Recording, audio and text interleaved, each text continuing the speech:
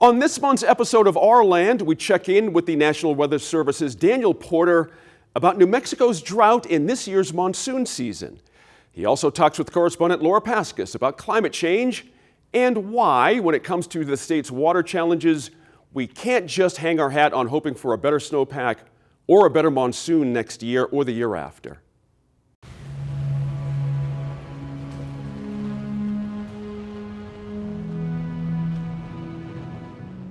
Daniel Porter, thank you. Welcome. Thanks for joining me today. Yeah, thanks for having me. Glad to be here. So when it comes to really alleviating drought, how much do the monsoons help versus how much does our snowpack help? I think for the winter season, that's what we're really looking for, because we're looking in the higher elevations, we're looking for snowpack, snow accumulations that are piling up in the higher terrain, and then as you get into the spring months, that eventually slowly melts and works its way through the reservoir system, through the streams and rivers and what have you.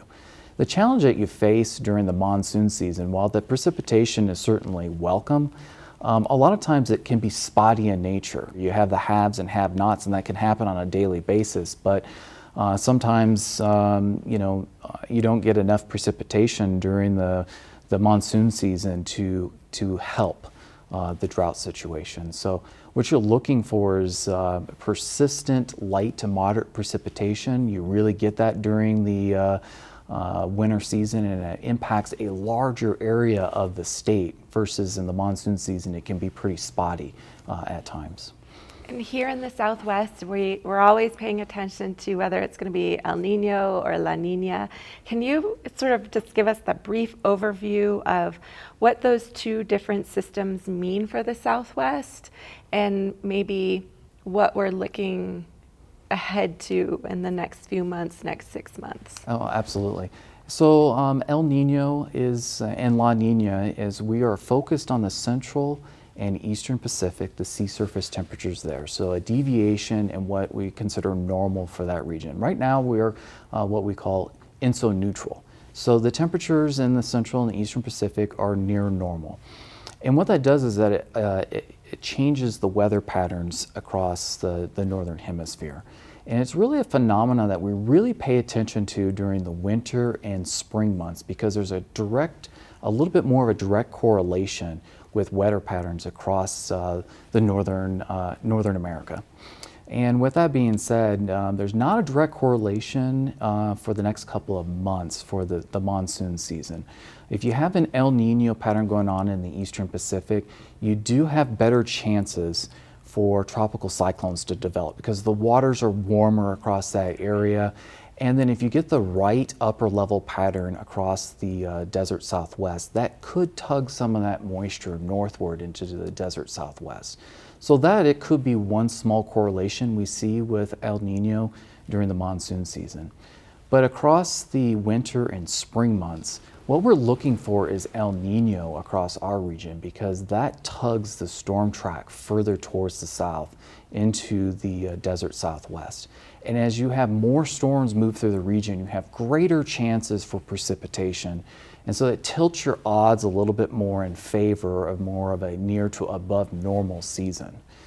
What we are looking at right now for this upcoming 2021-2022 winter season is the numerical models have come into some sort of agreement that we might be faced with another round of La Nina conditions. And usually for New Mexico, the storm track's too far north, and that reduces the opportunity for storms to move through the region. And so generally in that pattern, we see below normal precipitation and above normal temperatures.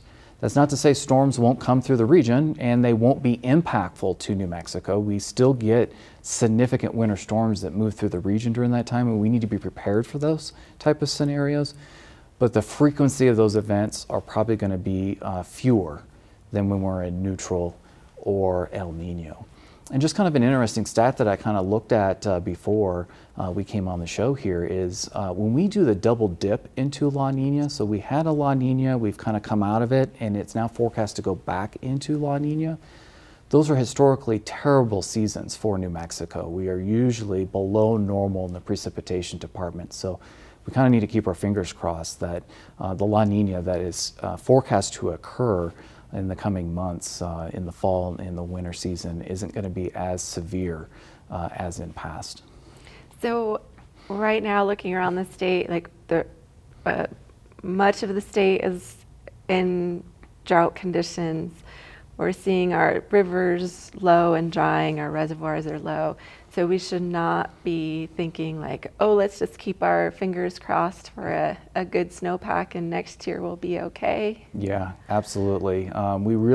It looks like we really need to hang our hat a little bit on this monsoon season and hope we get quite a bit of precipitation during the season and we can capture some of that water that we're receiving during the next couple of months. But as we go into the winter and into the spring months, it looks like we might not see as much snowpack in the higher elevations, and that will certainly translate to a challenging spring for 2022 because it could intensify the drought situation. The fuels across the region will continue to dry out.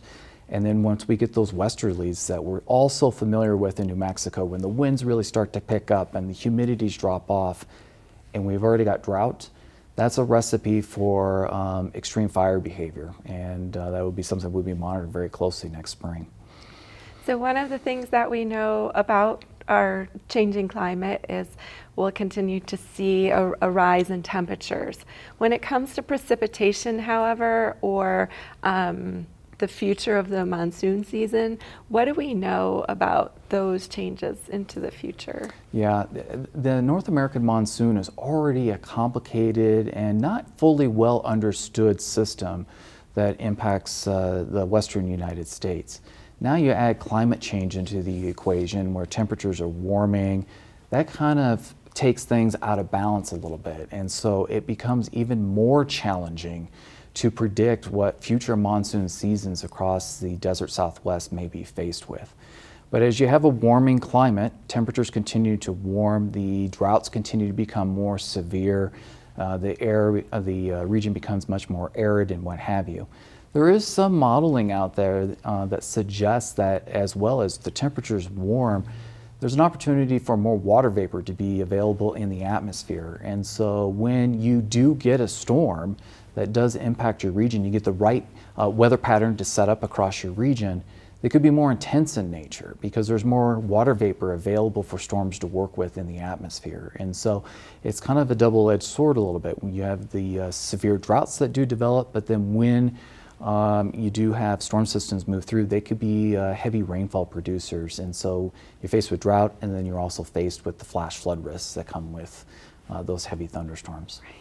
So speaking of that, you know, these storms that we saw like in Doña Ana County or that caused flooding in Belen or Carlsbad, are these considered extreme weather events, or kind of how do they fit into that narrative? So, you know, for the monsoon season, we always face the risk for flash flooding, and it's always amplified as well when you have wildfire burn scars, urban development, and what have you. And so those challenges have always been there, and they will continue to be an issue going forward. Whether or not we can pinpoint specific events as to whether or not it's related to climate change is very difficult to ascertain. But I would say that the risk for those heavy rainfall events moving forward, the frequency of those are most likely going to increase as we continue to have a warming climate. So one of the things that we've talked about on this show before is how our warming climate kind of sets us up to not always have a sense of normal, that there can be dry periods, there can be very wet periods. It's sort of can be very unpredictable. And I'm curious if you could talk a little bit about that in terms of how we can anticipate what our weather patterns will be like as we have a changing climate. That's an interesting question, and one that many of us may not necessarily know the answers to, because we are looking at numerical models now and we see the patterns that we anticipate for the upcoming season, but then maybe they don't pan out. Is it because of the poor model performance, or is it because of a changing climate across the region? And so it seems like it's a bit of a moving target a little bit, because we're facing something that we've not faced with before in the most recent years, decades, and centuries. So Daniel, thank you so much for joining me today. you're welcome. Thanks for having me here.